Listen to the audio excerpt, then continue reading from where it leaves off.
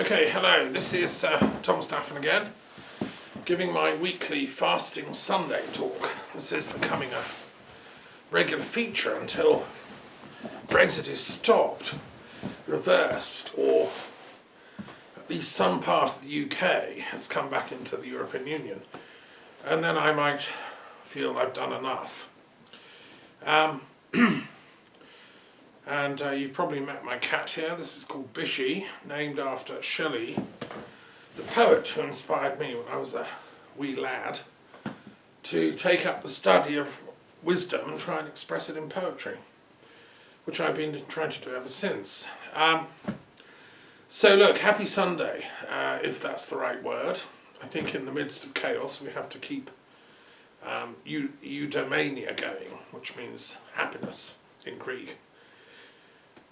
And I'm going to, because my friend, assistant Dominic, isn't here this week, I'm going to ask myself some questions, as it were, in an interview format. Dominic's gone back to Switzerland, sadly, so hello, Dominic. Thanks for coming. We did some good work together. And good luck with your degree in sociology, starting on a master's. Good luck with that. So, my first comments this week, I'm recording this on the 9th of December, I believe. No, the 10th, Sunday the 10th. So look, these crazy incidents in America, what are our cousins across the pond doing? This crazy, absolute total meltdown of coherence. Gosh, the Trump saga is really turning into a sort of Greek. I'm not sure if it's a tragedy or a comedy. It's a tragedy because people have died, people have been injured and hurt, and it is a tragedy. I mean, we thought of Trump as a comic figure, but full of bombast and ridiculousness. But actually, people like that are dangerous. He's dangerous for several reasons: for his anti-intellectualism, for his deliberate ambiguity, for his marshalling of the mob. I mean, he has all the instincts of a dictator. We need a Charlie Chaplin to come along and do a sort of comic pastiche of him, like he did with the great dictator films. And those people, deluded people, that then attacked the Capitol building. I've watched lots of video footage. I've seen some of the rather horrific scenes, including that poor policeman being crushed and screaming, because he was in considerable agony. I hope he's recovered. I hope he wasn't the one that died. One policeman at least has died. Many others had injuries. I've been to the Capitol building. I've walked as a tourist through those buildings, and I've seen the Senate. You can go in and look at the Senate when it's not in. It's got a beautiful blue carpet, and I've looked at House of Representatives, Congress, and I love that place. It's not perfect. It has huge problems, American democracy, but it's, as Churchill said of democracy, it's the best of a load of bad options. I mean, the really best option is that we reform ourselves from within. We each become virtuous and noble and truth-loving, and we all actualise what Gandhi, Christ and Tolstoy wanted. That's the spiritual anarchist position. And it's what Buddha wanted, and that's kind of my position. I suppose I'm a spiritual anarchist in that I believe that we can aspire to goodness, each of us personally. We can aspire to enlightenment.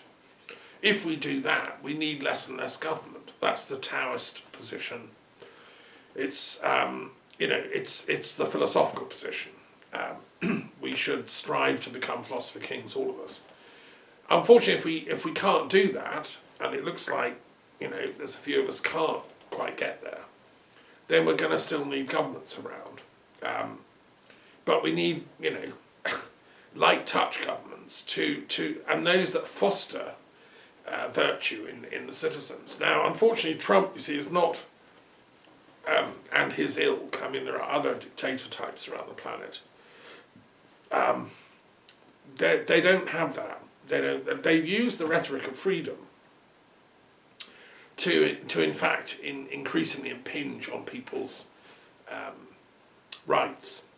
And that's what Johnson and the Conservative Party are doing. They've used the rhetoric of liberalism in order to clamp down on actual freedom of thought, etc.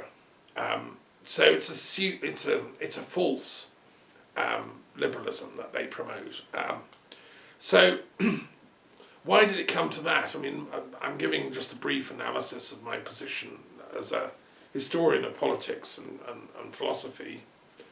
I mean, I do feel sorry for everyone involved. I feel sorry for the youngsters caught up in all that, and the people that have been so brainwashed by social media into thinking that the rhetoric that QAnon and co spout is true.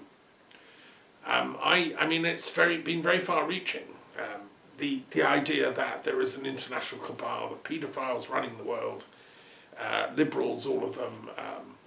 There's a Jeffrey Epstein under every other bed, and we, the good people, have to bring them down.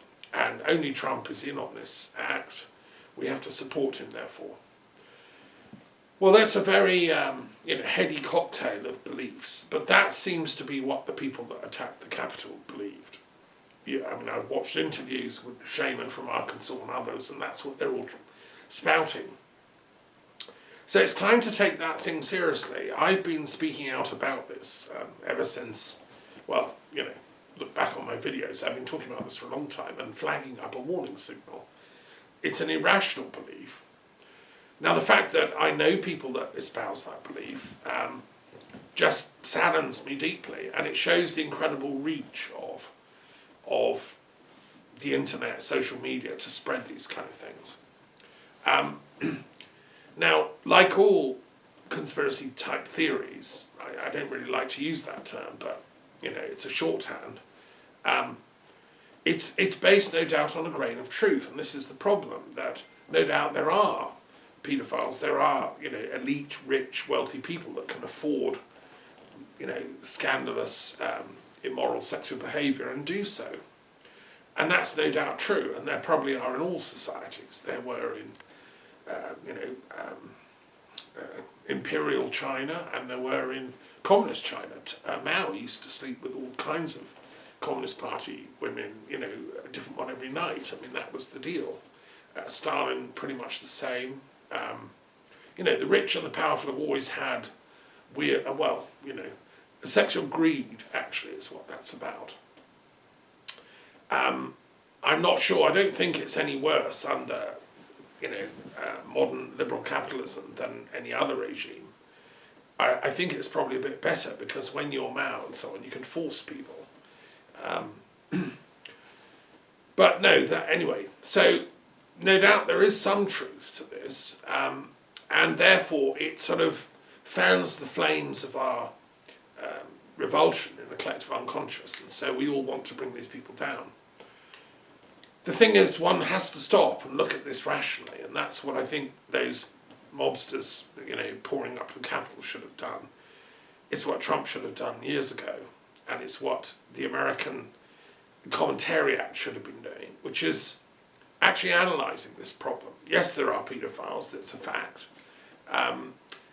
Although how we define that, we should be quite careful about. For instance, when Margaret Tudor of England went to marry the King of Scotland, and from which James I or James VI would eventually come, and it created a sort of peace pact between England and Scotland.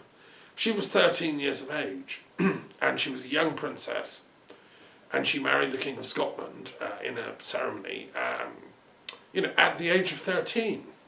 Now, that wasn't regarded as, the Scottish king wasn't condemned for being a paedophile. It was normal among the aristocracy and the monarchy in Europe for 1,000 years to marry off the daughters round about, 13 was an acceptable age, 14, 15, certainly. Now, from our standards, we would say, no, horrible, they're all paedophiles, I don't know, things change, don't they? The customs change. And so we need to know what we're talking about. And in some countries in the world, that age of consent has been pushed more and more and more, so that you have to be, 18 or something before you can actively give consent to consensual sex. And anything below that would be regarded as you can call it paedophilia.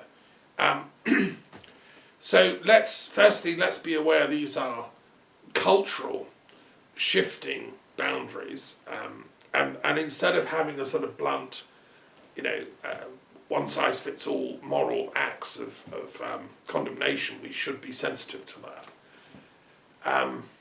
I think my rule of thumb is stick to the law within the country you operate in, and so and in the century and the age that you're existing in. So anyone acting outside of that is by definition engaging in criminal activity, which is paedophilia, as a criminal legal definition.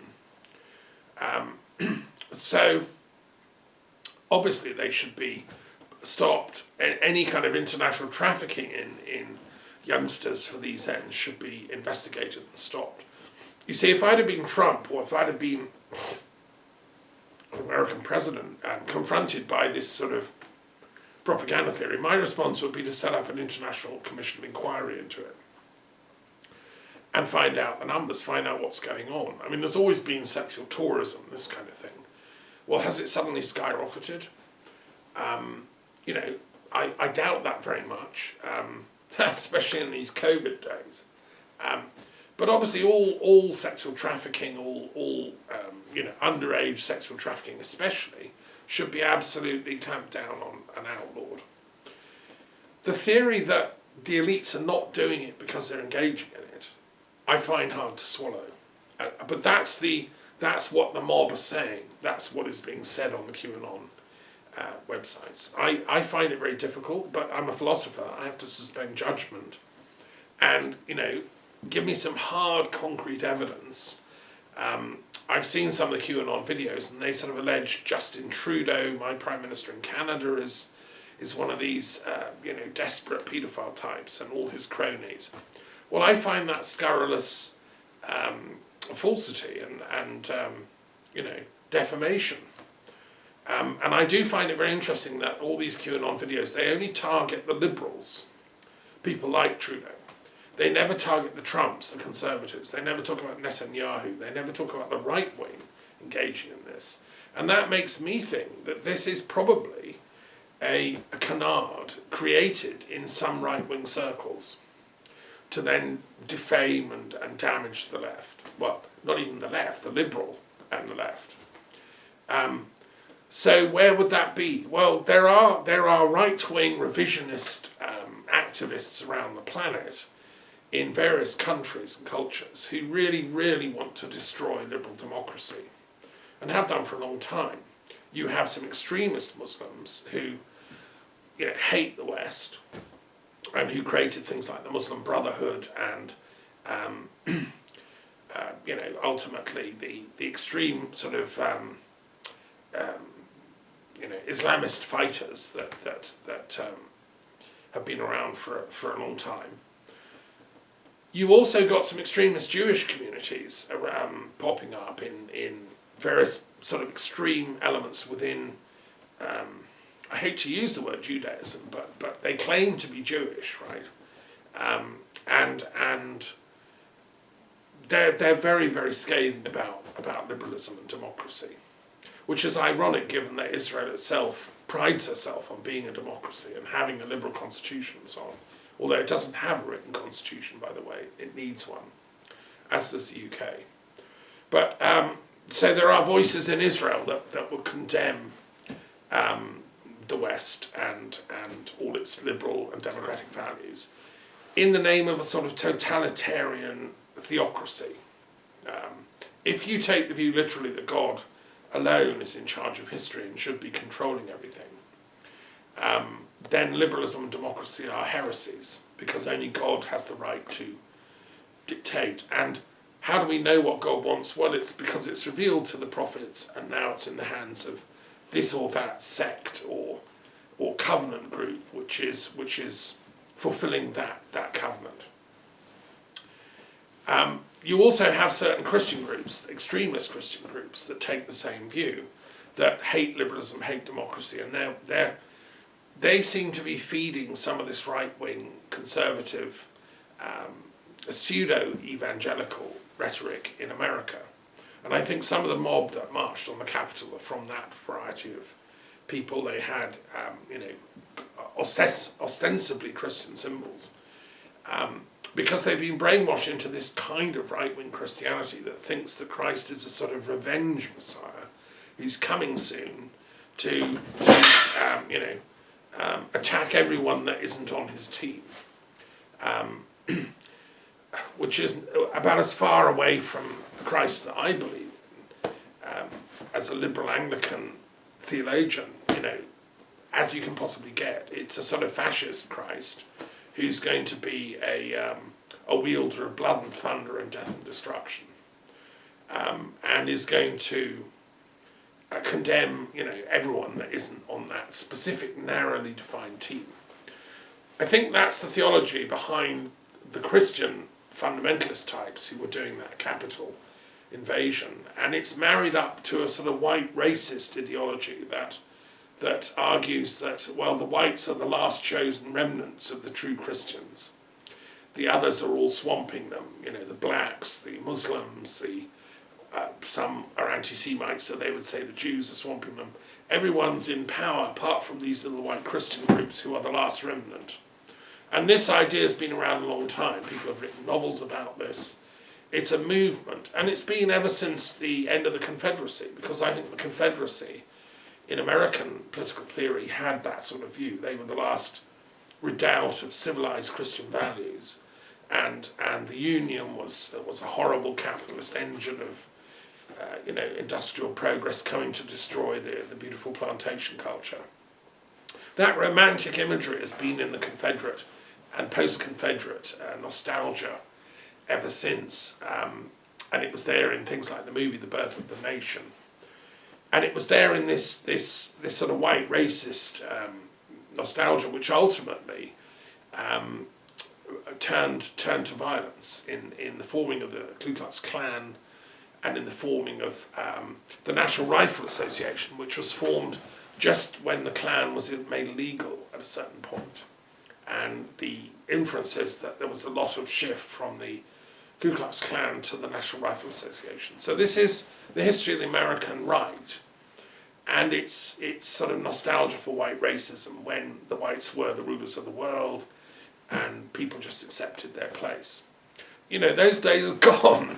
I mean, they were, all racism is stupid, and it has to recognise its sell-by date.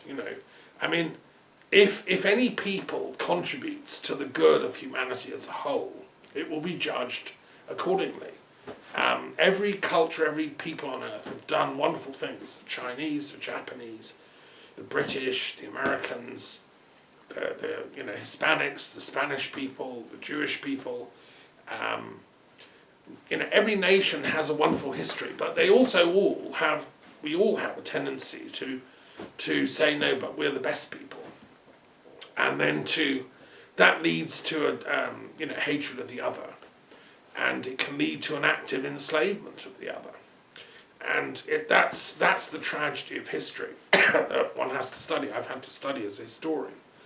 The tragedy of every good theory that comes along. Let's say Islam, wonderful theory. Everyone's equal. There's one God. No priesthood, no race. It's like we're all brothers and sisters together, all free Muslims.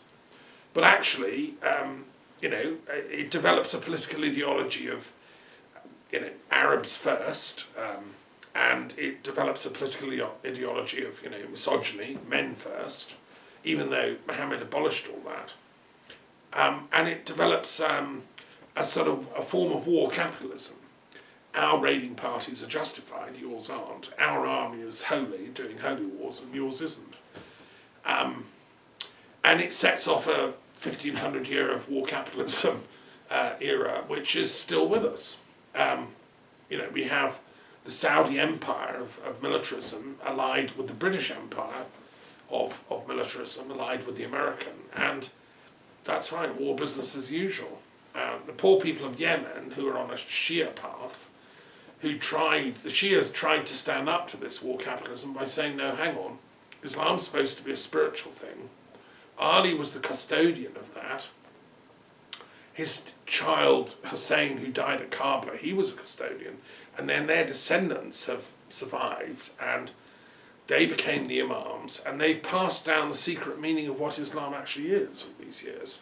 So shouldn't we be trying to follow that, the real Islam, instead of like just war business as usual, like Mecca Inc.?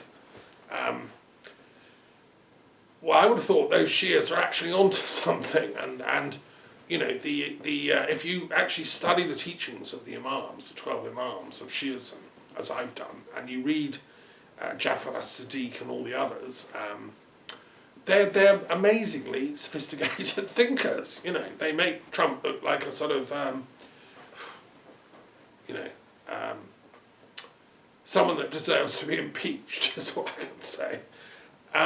So these people are highly sophisticated, and so dropping bombs on them isn't the way to conduct philosophical discourse. As you know, I run Philosophers of Peace, and I run an institute devoted to peace studies and philosophy, and we've got to replace the bombs with some intellectual dialogue. That's why I'm involved with the World Intellectual Forum. So it's really sad to see these people marching on the Capitol and then creating violence, and because of this fear. Now, okay, so one has to ask another question. This theory, this QAnon thing, it seems to have been whipped up deliberately by, we now know, having read Chris Wiley's amazing book, Mind, F***CK, which you should all read. Having read that book, we all know who is manipulating social media to create targeted responses in certain groups. It's now become a business, an industry, highly sophisticated. They can, they could create any narrative out of the blue sky, put it out in such a way that within 5 years or so, people will be believing it. And this is what was done with Brexit. Brexit was a stupid narrative from day one. Anyone with a university education, anyone with sixth form education, a few A-levels, anyone with any kind of degree of education could figure that this was a very stupid idea. Britain had had lots of trouble in the 50s, 60s, as our empire declined, as our weight in the world, vanished after Suez and so on. We realised that, if we're going to survive in this complex society, and if we're going to have any kind of social justice and not revert to some kind of feudalism where the peasants are all starving and the lords in their castle are fine, surrounded by their henchmen and thugs who literally club the peasants to death. Unless we want to go back to that kind of landscape, we do need to have an egalitarian society that sticks to certain rules and works with our neighbours, with France, with Germany, with Italy, with our European neighbours. They're our neighbours, Denmark. And so we joined the European Union in the early 70s. I remember it well. And it's been a pretty good deal because we've had freedom of movement. Thousands, hundreds of thousands of British people have enjoyed going to live in Europe, enjoying the culture, the differences, and likewise people from Europe have come to live in Britain. And there's been it's helped the economy, I think, throughout Europe. In Britain, I would say probably in particular, we've had some brilliant minds come and work in our scientific community and in our academia, and in industry and business. Bringing companies to Britain and so on. Why on earth would we want to reverse all that? What possible advantage could we get from Brexit? Well, actually none. The whole thing is literally a deliberate lie, whipped up by a few hyper-capitalists who the only thing they thought of that's good about it is their holdings in big banks in the Cayman Islands won't be able to be got by the greedy EU, who were trying to clamp down on those kind of offshore banking cartels, which are essentially criminal operations avoiding tax. So I think the EU was right to do that, and Britain should have done it years ago. Well, all the evidence is that's the only group that wanted Brexit. And because they're super wealthy, what they did is they bought social media brainwashing techniques from Cambridge Analytica and similar groups to make that story believable. The narrative was then created. They also control most of the media. So we're able to use the telegraph, the mail, etc. to push out a continuous barrage of anti-European propaganda. There's no other way to describe it. We hate Europe, and we hate Europe. Well, we don't actually. We are Europeans. And I'm speaking to you from France. I'm in the heart of Europe. I don't hate Europe. I am a European. I'm in Europe. I happen to be from a British origin. Although born in Canada, I'm typical of so many people. I'm an international world citizen. But no, Brexit was generated by this sort of vitriol of propagandized memes.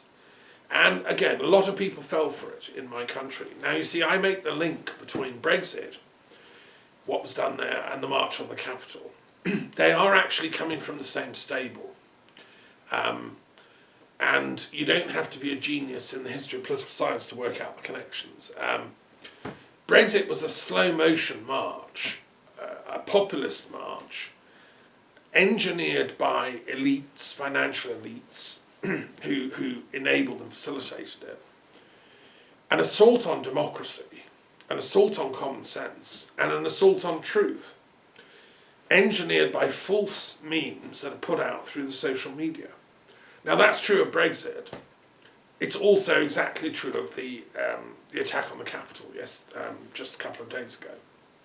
It was the same, a populist march, masterminded by an elite group. Trump seems to have paid for the whole thing, or, him and his cronies. And it then was an assault on democracy, on the Capitol building itself, and they were trying to kill Mike Pence, the Vice President. I mean, they were taking nooses in to kill him. I mean, that's just beyond shocking. It's typical white racist KKK type activity, This time they're trying to kill a Republican Vice President who used to be best friends with Trump until he dared to say no to him. I mean, Pence, I think, is one of the few people that's come out of this Republican shambles with any credibility. I mean, at least he's had the courage, and I listened to his somber speech, the day after, saying that, well, look, the Constitution has been upheld, and we have a duty to uphold the Constitution. Trump doesn't have the brains or the moral integrity to understand what it means to be a president. And he should be impeached, without a shadow of doubt. I mean, he should have been impeached the first time round successfully. I think that the team that did it, Pelosi and others, failed to make it a broad enough impeachment. There's about 10 or 20 things Trump has done, any of one of which would have been sufficient for impeachment. They chose to focus on one thing only, which was the Ukrainian phone call, which is okay, it's shocking and should have been enough. But it was, I think, a strategic mistake to just focus on that. Because it created the illusion of, hey, I'm a nice guy, I've done nothing wrong. Okay, I had a bad phone call day, but apart from that, I'm a nice guy. And that, in the average American mind, that Trump came across as being persecuted. Whereas if all 10 or 20 things that he'd done wrong had been aired in that first impeachment, he would no longer have been in office. Now I think there is a absolute clear case for him to be impeached. But we'll see the timing, whether he has to go before anyway.